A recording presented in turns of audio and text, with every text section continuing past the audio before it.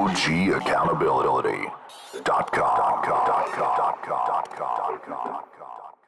We were just talking about response, and you were talking about like people who get in that dark place, Right. and they don't know how to respond sometimes. So I want us to continue on that. Like the great equalizer in life is reality, Right. and when you get the reality of maybe I'm not as learned up as I think I am in a scenario or situation, and you said it perfectly.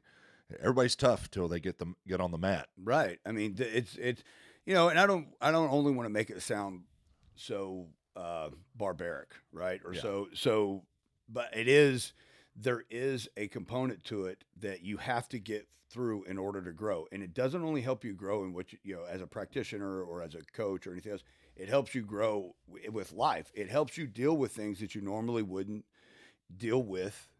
And you would normally deal with emotional response. You don't have to do that anymore. Yeah. You've been to darker. You've been to worse, right? That's it. You've been in worse positions, and there's no worse position than somebody driving their shoulder into tripoded up, and the second that The head bouncing. yeah, well, the second that you exhale, the next thing you know is you hear that shoulder push down. Or you feel that shoulder push down even further, and then you go to take a breath of air, and guess what? Your lungs don't work anymore. Yeah. It's you're drowning, but you're not underwater. That's a really good way to Yep. explain So it. think about that. That's a perfect way to explain it. Now Yeah. you have to get through that Yeah. And not panic. and not panic. Because you panic, you're done. You can't have an emotional response there. I hope I'm saying his name right, and you'll know him. Cody Garbrandt, or he was the UFC champ. He said something in an interview that I was like, wow. He said, I've been doing this my whole life. He said, and the majority of people realize this is my job and my profession. I don't go around wanting to fight people. He said, but I will tell you this. I don't have to be emotional, in his words, to whip your ass. Right. You have to get mad to want to fight me. I don't have to be mad. It's my job. Right. So you have to get mad so you can try to punch hard. I can already punch as hard as I can and not be mad. And the thing is, people don't realize when you let anger control you, when you go against me, you've already lost, because that anger will keep you from being intelligent. Oh, yeah. You don't know how to respond correctly. Yeah, that's all those I see red bros. You know what I mean? I see red bro and I just go, sure you do. Yeah. You don't, like you mentioned earlier, that's because something happened in their life, right? Yeah. That's it. Absolutely. They have something to prove. They have, they're not mad at you, or that's not about you, right? That's about something else. So I guess that can get worked out on the mats too, I guess. Lots of things. It was just it may have been around because you graduated 4 or 5 years ahead of me, but I heard stories like my brother told me the old coaches, when guys had a conflict, they had boxing gloves. They're like, go in the locker room, box it out. I seem to remember things like that happening. We did it, but we didn't have boxing gloves. And what's funny is we fist fought some of our closest friends, and we were like friends an hour later. That's how men are. Women aren't that way. Women are going to remember it. I'm not speaking for all women, but the majority of them, they're going to remember that till the day they die. Yeah, they hold on to things a little bit longer. A little bit. It just tucked away in case it ever needs to be brought out again. It's like, hang on, let me unpack this. Do you remember in 1990? Yeah. We're going to I live with it. Wouldn't change it for the world, though. Bro, we're talking about response, and I'm learning how to respond differently emotionally, like when it comes to relationship, dating, because I'm so closed off. But there was a lady who posted a video, and she was talking about men's response, and I'm like, this woman is spot on. She said, ladies and men, if you're dealing with somebody who's been single for a long time and they have found their peace, they will not do anything to jeopardize their peace. So if you come in and your response to him is, well, you're going to do this and the man's going to do this, they're like, no, see you later, because they're not going to do anything to jeopardize that peace. And when people get into conflict, people get into life, and your action's a response. Sometimes we just think response can be verbal. I know people who have a girl living with them 2 months after they meet him, and if they break up, there's another girl in their house 3 weeks later. They cannot be alone. They're not content with themselves. And that is a pattern that'll continue till you say, I got to start responding to life a little differently because this isn't working out. Being alone's a good thing. And Being able to be alone is a very good thing. I'm great at it. I was alone for 3 weeks. That's right. Yeah. Did you come home about the second week and be like, Cyrus? Yeah, it was the house was quiet for sure. Yeah. You know, being able to be alone is a huge part of growing up and being and growing in general and becoming an adult, right? Look, I know a lot of people that are adult age out there that don't act like an adult though, right? Or I don't know them, but they're out there. They're out there. Everybody knows they are. But being able to be alone for me is where I got to gather my thoughts. I like being alone some every day. I like to take some time every day to myself and think about, Self-reflection. Yeah. Where did I need to do better today? Where could I improve? What difference did I make in somebody else's life today besides my own? Did I do that? Was I responsible? Father, husband, business owner. Where could I have made improvements throughout my day? Where could I have done something better? Yeah. Every single day I try to do that. And response time as parents. I was just read somebody posted something on Facebook, and they're like, basically, this Little League World Series stuff, all these teams need to be kicked out. The kids were so disrespectful. I mean, like up there talking trash, like grabbing their crotches and stuff. Well, they're doing that. Where are they seeing it? Because they watch their coaches do it and their parents do it. Your response as a parent, your kid's a computer. Everything you do, you're programming into them, and instill confidence in them. But what I am doing with my daughter is the things that I realize I lacked in my childhood. Teaching her, listen to people.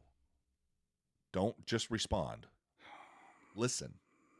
I told Cyrus, dude, it's a lot more important to listen than it is to talk. Okay? Not everybody needs to know what's on your mind all the time, right? Learn how to listen to people, right? Because if you listen to them, that right there will eliminate miscommunication, which could lead to an emotional response, right? Listen to people. What are they actually saying, right? Don't listen to respond. Like you said, listen to get the details of what they need. And that goes for sales too. That is huge in sales. People in sales have got to learn how to listen. What do they always say? He who talks first loses. Mm-hmm.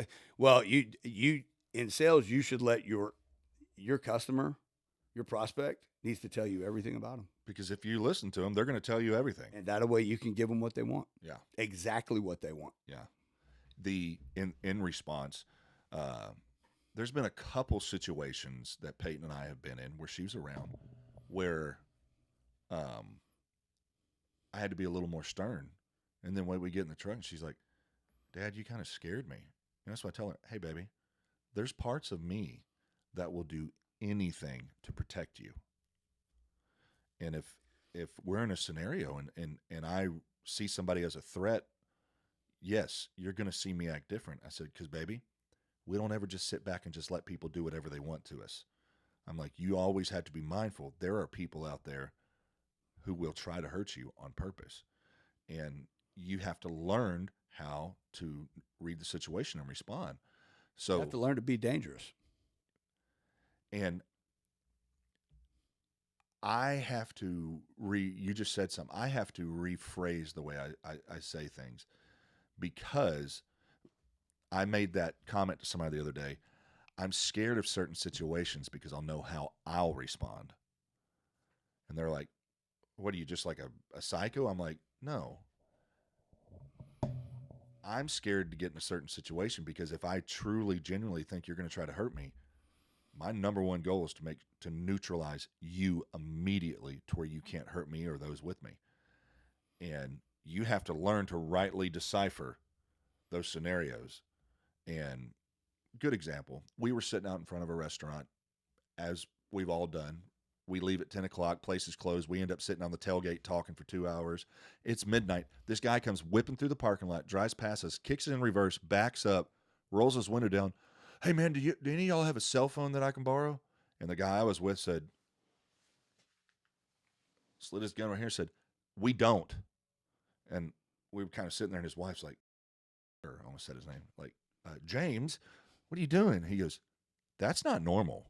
You don't pull up on people at midnight standing in a parking lot by themselves and pull up and not even say, hey, look, this is just, hey, y'all have a cell phone I can use? He's like, he wanted me to get close to the car.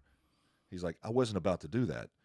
And then I sat there for a second. I said, you're right. I was like, I probably wouldn't have let him see my gun, but I would have had my hand on it, and when I said his name. Yeah, I was just about to say, I'll beep it out. yeah, it's out of the bag now. Did I say that? So one of the things that we talk about in reaction, especially in those situations, is to verbalize our intent, right? Right away. I mean, and use boom, like, hey, what? Stop. Everybody in the world knows what this means right here. Yeah. Right? Stop. No. What do you want? I mean, I'll verbalize it. What? What do you want? I want them to know right away if they're asking for something. And if they're not asking for something, no, go on. And if they come any closer, you better, let them know. I mean, let them know you're ready to get gangster. Let them know. It's about to get gangster. Yeah, let them know. Like if you want to do this, we could do it right now, right? But you need to make sure that you are stating your intent. Go away. Don't want to be here. Get away. And something you're saying, Joe, we had a gentleman come do a shooter response, crisis response for our church for some of the guys in it that carry. He said, listen, exactly what you said. Make everything loud and for everybody to hear. He goes, people won't always remember what they see, but they will remember what they hear. And they're going to, if it gets bad, they're going to tell the police officer. He kept saying, get your hands out of your pockets, get away from me, get away from me. People will remember that. Yeah. And verbalize it. Like you said, hey, get away from me. And in response, I think the hardest part for any of us to learn a good response, is to get over ourselves. Yeah. That's the hardest part. Right? Because our feelings are always the most important. Our feelings are always the most important. Mm-hmm. All right. Yep. And when you're the most important in the room, really have to start doing some soul searching and be like, one of the things that really changed me was realizing how insignificant I am in the grand scheme of things. We all are. You know what I mean? Yeah. I mean, I'm significant with my family, and that's what matters, right, the most. Significant with the people around. You hit a home run there. Yeah. That's who I need to be significant with, right? I'm not a big deal. None of us will. None of us. We're here for a small moment in time, right? So once you realize that, it's much easier to just, if somebody's mean to you or tries to offend you, okay, you're one of 100 billion or whatever, okay, that have been here, come and gone. Yeah. Nobody's going to remember that. That's the way I see it. There's no reason to have an emotional response. I don't know that person. I don't need to know them. I think you were describing me, and so tell me, do you think this way sometimes? Do you almost feel guilty sometimes because you don't get tied up in all the rigmarole and all the BS that's going on? No, I don't give a shit. But I don't care. So I'll be doing something in my life, and then I'm not caught up in just certain things that everybody gets caught up in. I'm like, am I not normal because I'm so content with what's going on in my life? I don't care what they're doing. I don't oh, so-and-so did this. And I'm like, oh, okay. That doesn't earn my focus. Yeah, I'm like, that doesn't merit a response from me. That doesn't merit my time. How does that positively or negatively influence my life at all? It doesn't. It doesn't. And if I bring your problems and somebody else's situation in my life, what am I going to fix? What am I going to fix for you? Right? Nothing. What does it matter? And, last night I read this post. I got home. It was a long night. And I was just scrolling through, before I went to bed. It was cleaning all the sand off my phone and everything because it wouldn't charge. The port was full of sand. And somebody posted this deal. It was a joke, though. But if you didn't read the whole thing, Mm-hmm. but like they're calling people out, and I'm like, why do people go onto a social platform and call people out? It has nothing to do with wanting to correct the person. It has everything to do with Wanting to be right. and defame them and have defamation against them. And it's like, if you are a real person that has confidence, you'll never say anything social media, and you'll deal with that person directly. It's funny you mentioned that. I finally got Tia to stay up and watch something with me the other night. Right, that's always a chore to do, and we watched the deal with Johnny Depp and Amber Heard on Netflix. My God, you want to talk about emotional responses? Should have heard some of the crazy shit coming out of her mouth. It was pretty insane. Oh, did you watch it? I didn't realize it was a series, and I watched the first one. Yeah. And the other one I saw was have you seen the Johnny Manziel? Yes, I did, and shame on them. Wow. Shame on all those people, all those coaches, all his parents. No wonder he was acting like that. Did you see the part where he'd already planned to kill himself? No, Yeah, I didn't. he said, I already planned to. Oh yeah, I did. I went and bought a gun and already knew. Yeah, he was in a dark place. He was in a dark place, and look, he was enabled all the way some of his most important years. Right. I think we all would have acted his way at his age. His dad's More than going and likely. faking a heart attack so he doesn't have to, take a drug test. What are you teaching your kid? What are you teaching your kid? It doesn't matter what age they are. If you teach them to lie, you're going to raise a liar. Yeah, and then at the end you talk to him now, and he's just like, "Yeah, I didn't want to play football anyway." Well, no shit, It's not. Yeah, he was done. Yeah, was he knew done. it when he got to Cleveland. And once he started, I mean, when they're paying him that kind of money, And look at all the money he made in college. he probably made more money in college. Yeah. But what was it? The year before, I'm going to be off a little bit. They brought in $400 million, and then the year that he won the Heisman, they brought in like $800 million. Yep.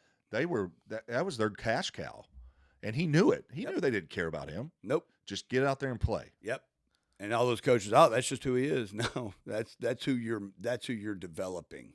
At 18, 19 years old, if you're going to hand me that kind of money, and I get to go hang out with celebrities, I get to go to all these places for free, basically. At that age, I think we'd all jump on that grenade. Yeah. I mean, I really do. That you see all this stuff on TV, like the deal with Depp and Heard and Johnny Manziel, and people are just shallow. They're so shallow. Yeah. They're so easily offended because they think they're so easily offended because they want to be the center of everybody's attention. Yeah. Right. And I don't mean to speak general terms. Not everybody lives that way. Right. A lot of people have learned in their response to use offense as control. Oh yeah. Just like there's certain people that use anger to control a situation. Like they'll get mad, so everybody's like, they dealt with it for years, so they're like, oh, okay, and they learn to use that anger to control the situation to get what they want. Mm-hmm. Some people learn to use their offense. I had this conversation with somebody yesterday about, they were talking about, they're so easily offended. I said, have you ever noticed to the people that are so easily offended, they are quick to offend people, and they can't handle what it is. Thought I heard my dog barking. They can't handle being treated and then I'm so offended. I can't believe you talked to me that way. And it's like, I think for me, Joe, I think I am so much old school and so much modernized to where I have compassion enough when you're going through something to want to help you, but I also have the gumption enough to be like, okay, hey dude, enough's enough. It's time that you pick yourself up and you dust yourself off and you go. We grew up at a time though as well where you didn't have, we remember when there wasn't an internet, when everything wasn't so interconnected. Yeah. Right? Absolutely. We remember, I remember playing on the Atari before I had the Nintendo. You know what I mean? I remember those things. Playing Pong. Yeah, playing, and now you can see it and they got virtual reality. But we grew up at a different time and we didn't have those, we weren't so interconnected then and we weren't so emotionally, influenced. There it is. There it is. There it is by these influencers. Our society is the next generation is. We remember what it's like to not have those things. And there's a Zennials in there somewhere, and they're like a Gen X, and then and then there's a small little micro generation in there, and that's kind of where we fall. Yeah. Is in that generation. What was it? Was it Liz that one day that said we're the last that remember the old world? Yeah, As far as it's like a what you're digital saying. world. It's a The digital- digital world in '95, the world became yeah, connected, and everything became digital because dawn of the internet. internet changed everything. The internet changed everything. Social media is having an even greater effect. If there's any young person listening to this, I remember the internet before there were commercials on the internet. I remember the annoying beeping dial up from America Online. And everybody'd go get the free disc, the 1,000-hour free disc, and you just play go the get another stupid one. games on there. Yep. I still remember Defense 777. That was my at AOL. That was my. Is AOL still around? I think it is. Man, I think people still have AOL. Because you know why? I think my parents still have an AOL. do still they really? I think Wow. so. Yeah, and do you remember how weird it was when people we started talking about email? Now email's so normal and natural, but like to us, it was so weird. Like they can send me that letter over the intranet. Right. What in the world? I didn't get it. Well, it says you opened it. Yes, exactly.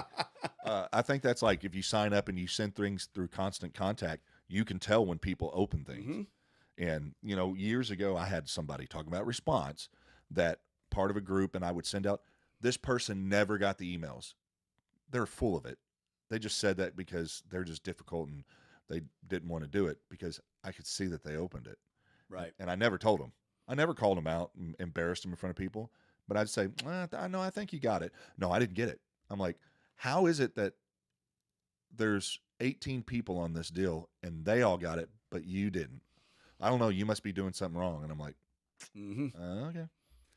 Yeah, it changed everything. It's changed. And look, there's going to be another something that comes up. Eventually, Yeah. So I don't want to. Again, it goes back to: is it really worse, or is it just a relative? Is it just relative to the time? Relative to the time, it's natural it'll be so We're natural. becoming those old people that sit around and go, back in my day, it wasn't like this. Well, no shit. It wasn't like that back in the 60s when our parents, 60s and 70s when our parents grew up. It wasn't the same then. It's always changing. I went with my buddy John, and we were at the stoplight coming back, and we went and played some golf and had some lunch. And a guy pulls up, boom, boom. And I'm like, good Lord, turn that off. And then I sat there for a second. I'm like, man, I did the same thing. Yeah. Like, what am I? I've become that person. Or my brother called me the other night to complain that the kids ding dong ditched him.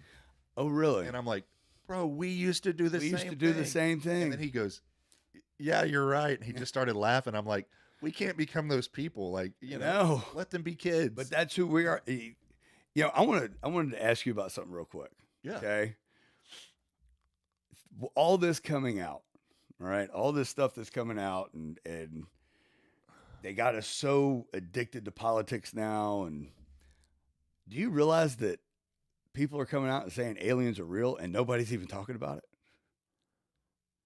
Yeah, I'm like, Well, I think people don't trust the government and trust the media anymore. So people are like, I think it's kind of weird that's you've got high-ranking guys. Yeah. You've got yeah. You've got people out there saying that no, this is happening. It's not And Gomer Pyle. yeah. It's not Gomer Pyle. No. Like they have Lieutenant Colonel in Yeah. in the Air Force. Yeah. Peyton and I were having this conversation on the way to open house, and she started, Dad, do you think aliens are real? I said, Peyton, here's where I'm at. I said, do I believe unidentified flying objects? Well, they don't call them that anymore. Are real? Do I believe it's maybe a technology that was created in, Russia, China, different places? That's a possibility, because if you don't know what it is, it's all an unidentified flying object if you don't know what it is. I said, here's the only thing that gets me. And when I said it to her, she sat there because she's a thinker. I said, do you not realize out of the billions of cameras that are on the face of the earth, we don't have one true, real, clear footage. It's like Bigfoot. Right. Why is it every camera that they use is grainy and it's like, Because it's on FLIR or something. yeah, You know, I don't know. I think it's very interesting. I think it's very interesting what's coming out. it gets your mind. It gets your It mind does. to go, okay. It does, especially with some of the whistleblower testimony and Yeah. things that came out. It's like But is that to deflect from Biden and his I son? don't And think so. you know, it's like the No. time. Sometimes the timing things, like all these Trumped up Indictments, charges. yeah. People realize why didn't they, if they had this information back then? Why didn't they do it then? If it's so important, no, they're waiting until election time. They're trying to sway an election. Wouldn't that be election interference? I don't know. We don't get to make those decisions. I don't know. And I I'm gonna love my daughter, take care of my family, and work. And guess what? leave me alone. Leave me alone. Leave me alone. And my vote, I like you said, I vote with my dollar, and Yep. I vote when it's time to vote, and pray to God everything's fair and balanced. And do I believe it is in a lot of scenarios? No. Did you see the Wayne Doltrafino deal about Gloria the Explorer or whatever that lady's name? Oh, the one who just happened to check Hidalgo? herself into an institution with mental health problems at the time that people in her office are being indicted. How convenient for her. Real convenient time. Yeah, real convenient timing. Let's fake a heart attack. Let's do this. Feel sorry for me. Don't indict me. Yeah. When we get to a mental cognizance of life and we become real confident, our response becomes natural. We don't have to work on, because for me, for a long time, I had to work on my response because I can be really harsh. I can be suck it up, shut up, you know. Yeah. I need to make sure that I clarify. I don't want to minimize people with mental health issues. That's- We're not laughing. I'm but, not laughing. I just I find that extremely convenient It's very convenient. whenever she's being her office is under investigation. At what point, because there's people that play all sides, at what point does mental health become a crutch for people to fall back and say, well, I was in a mental health crisis? I don't know, but I know that mental health is real. Mental health, problems are, but it's huge. I don't mean that. I mean Right. for your actions, like, you know, we can say, well, I responded that way because, you know, I was in a mental health crisis. At what point do we dismiss certain things? Like you said, oh, I may get indicted. I've got a mental health issue. If you committed a crime and you were drunk, you're still held liable. Yeah. If you committed a crime and you didn't know it was a crime, you're still held accountable. If you commit a crime under mental health, it should still be a crime. That's kind of what I was getting at. At what point do you pick and choose? Like some of these shooters, they're like, well, he shouldn't be held trial because he's mentally not. No, I think no. If you commit violence, you know right from wrong still. absolutely. I don't care what mental health situation you have going on. You still know it. Now, for those diagnoses out there with something that does blur that line, Yeah, that But- it's a slippery slope. it is.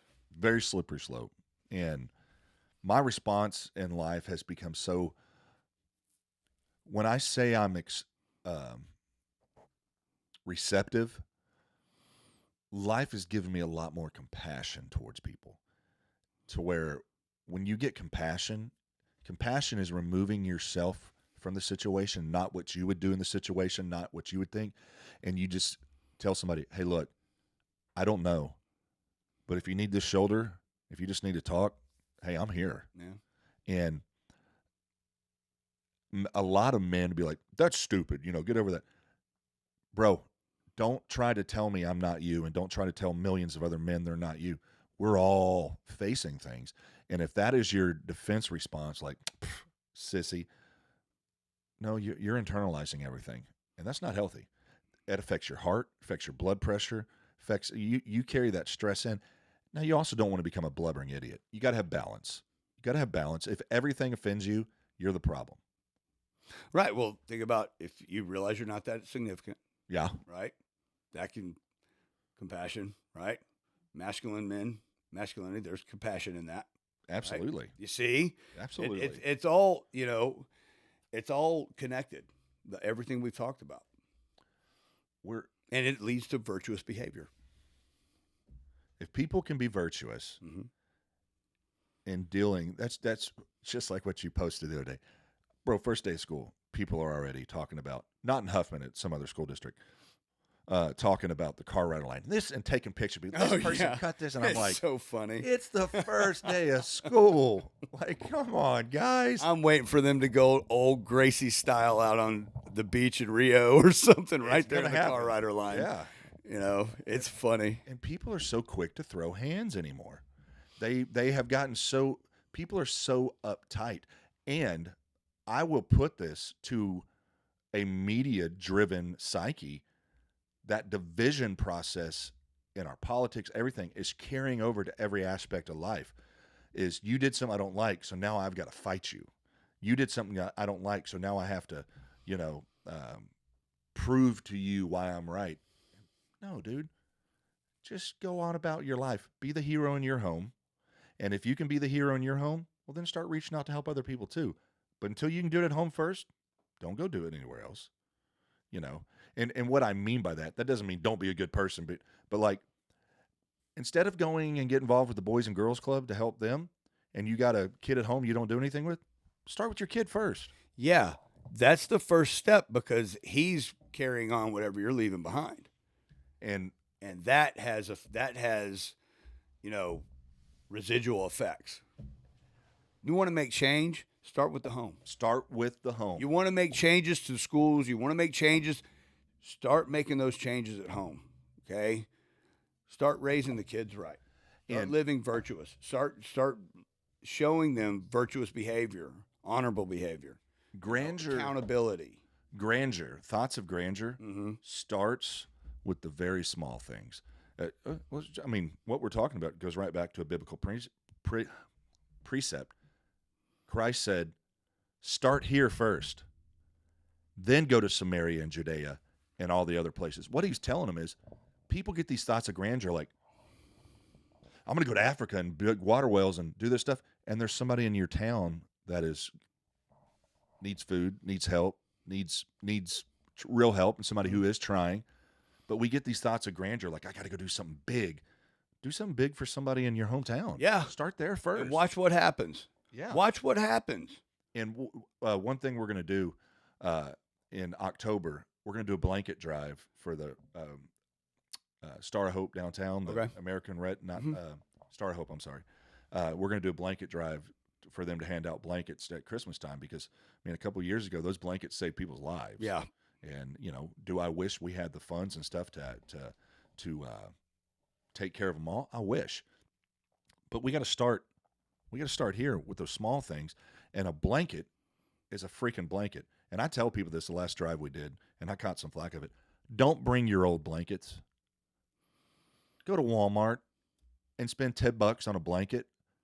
Give them something new. Don't give people your trash. If you wouldn't use it and think, well, I'm better than them and they don't have much, so no, treat people the way you would want to be treated. You want somebody to show up to your house and be like, here's this blanket I used for the 6 years, and then my dog used it for 2. Here you go. No, go buy a blanket. You know, help people, invest into people. And it's that response right there, that response to people that I'm going to help, even though I don't know you, because I believe in humanity. You never know. You never know what you're producing, ever. That's good for me. Doing things for others. That helps me live Yeah, a different way. It does. yeah, And you know, it's like I've said before, sometimes it makes me shit, is this right? Because it makes me feel good. That's the addict in me, right? Is this okay? Because it's because this is making me feel good to do it, but I'm gonna keep doing it, right? Because shit just seems to be working. yeah, Right? It's not great every day, but shit just seems to be working right now. yeah. And I'm gonna keep doing it. Keep doing it, bro. I'm gonna keep doing it. And if people want, you know, you wanted to do a show at the school, didn't you? You want to come do a record at the school? Yes, absolutely, absolutely. Okay. I'd love that. I'm not gonna like film me getting choked out or anything, but Oh no, we're gonna train. If you come to school, we're gonna train. I need to get back into training, and you know, my back's been bothering me. They put me on a I've never had it before, methylprednisolone or whatever. Mhm. Game changer. Really? It's an oral steroid. and it removes all inflammation out of your body. Bro, I woke up the first or second day feeling like I was 20. Like, oh my God. Oh my God, this is amazing. And but also you're not careful, you can hurt yourself because you do something you shouldn't. But Right. I want to get back and Have you seen the other one, Addicted or Painkiller? painkiller. I haven't, but you're the second Wow. person that's told me about it. Wow. Is it good? Wow. Watch that. Okay. Yeah. Yeah, you're the second person. Purdue Pharmaceuticals. Yeah, watch that. Watch what those dudes were pulling off. Horrible. Really? Horrible. Didn't they basically just tell everybody that these opiates are handing out were basically Oh heroin? man, they wanted to find the space between pleasure and pain and own it and work both sides, and like, oh, it's brutal That's what evil. they were doing to it. Yes. That's They evil. were creating the market they were creating the demand, in their own space. It was horrible.